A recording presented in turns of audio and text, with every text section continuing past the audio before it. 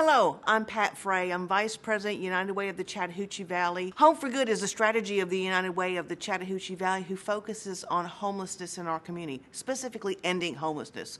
Home for Good works with over 50 other partner agencies in taking a holistic community-wide approach to serving those community members that are experiencing homelessness and in ending their homelessness. Home for Good serves as the lead in many aspects of the service provider industry.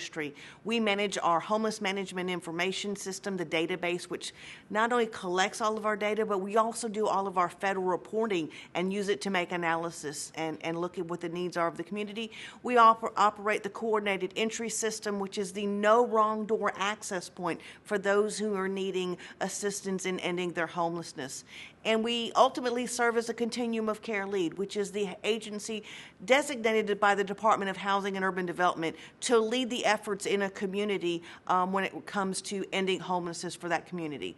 One of our biggest things we do every year, or the most visible thing we do, is our point in time count, which happens the last 10 days of January each year.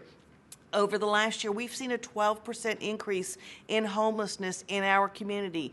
We're seeing numbers like we saw back in 2016. We're actually at 303 in both of those point-in-time counts, 2016 and 2025. Unfortunately, the largest number of increases that we've seen are in families with children under the age of 18.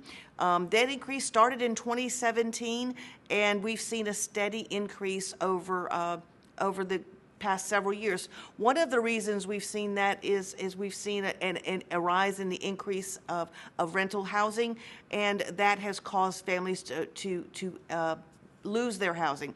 We use the information from the point-in-time count and that we capture in our homeless management information system to an assessment of the system, to identify gaps and to coordinate with other partners. Having this data allows us to have and make data-driven decisions rather than having some anecdotal theories. We have concrete numbers to assess what the needs are and the gaps in our community. And programs have come on board, have shifted focus and everything else based on that data. We also have a great relationship with our schools, our employers, our employment training agencies, mainstream benefits, whether it's access to health care, insurance, and those kinds of things, so that we can meet all of the needs of our community members. Because, if we look at basic needs and meeting those first, all those other things are going to come into play. We've embarked on, with our friends at Georgia Tech, a regional housing market needs assessment. We kicked it off last August, and we've had nearly 700 individual surveys done. We did this in a partnership with Troy University and Columbus State University, and again, led by our friends at Georgia Tech.